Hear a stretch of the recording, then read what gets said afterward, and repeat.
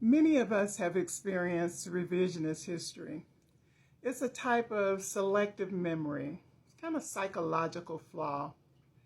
Now, revisionist history is very different from history. History is what actually happened. Revisionist history is when it's been revised somewhat. For example, you have a parent and child. The parent and child have a very strained relationship. There's a lot of bickering back and forth, and the parent always has an opinion about the choices that their child makes, and they're always just kind of at odds. And then that parent passes away. And then that child starts focusing on the good times that they had with their parent and less on the bad times.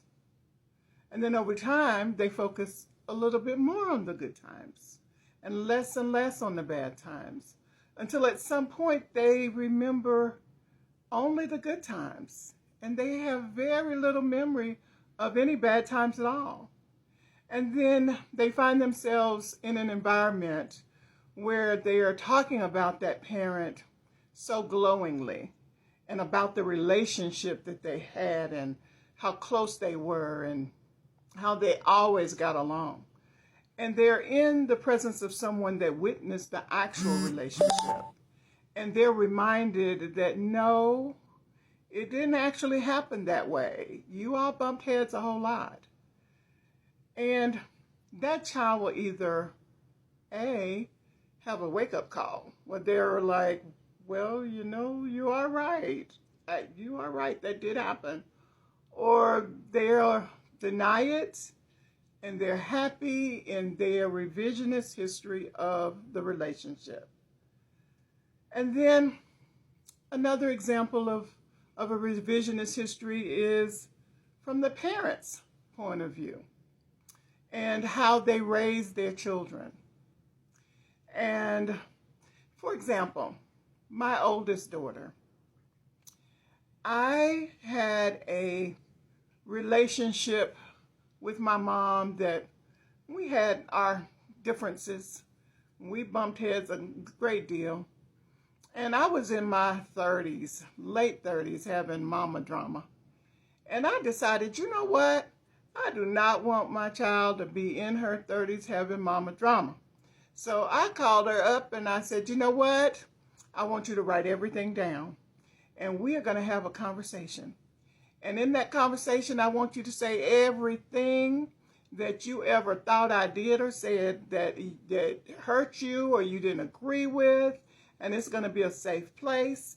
And you can tell me whatever you need to say. And I will apologize for what I didn't realize hurt you, and apologize for what I can, and explain the reasons why I made certain decisions and why certain decisions I would make again and again.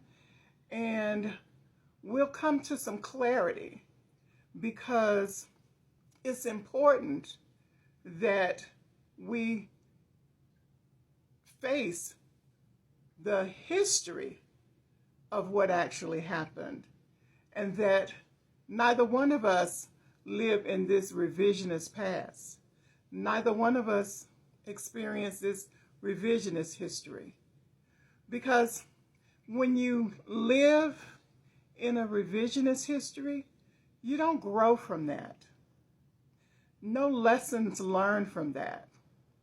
You're doomed to make the same mistakes over and over and over again. It's when you face the truth of history that you can make changes to improve it, to make better choices, to make life better. So I challenge you.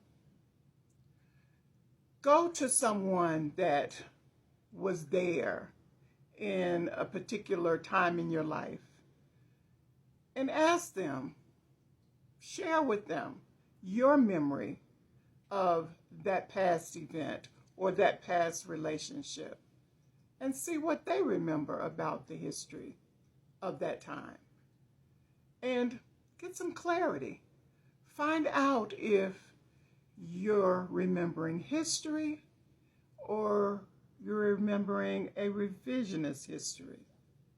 Gain some clarity. The truth really will set you free. Think about it.